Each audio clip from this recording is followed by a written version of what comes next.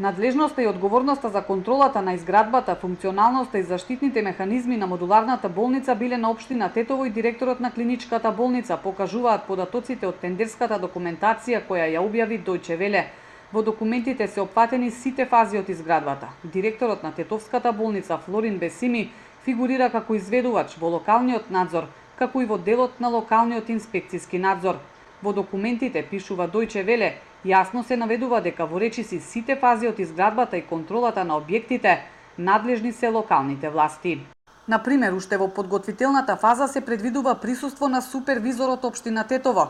Во следната фаза на градба, контроли од општински инспектори за градба и животна средина. Во мониторинг фазата исто така.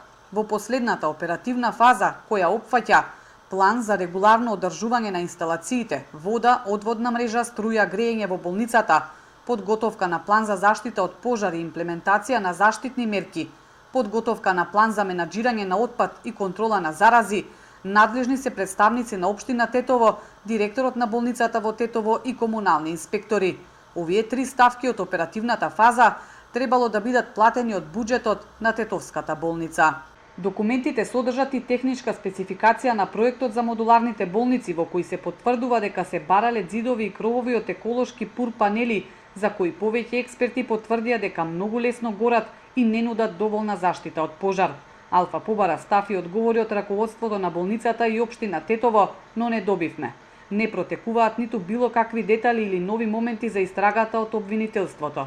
Најавено е само дека до крајот на неделава се очекува да излезат извештаите од истрагата.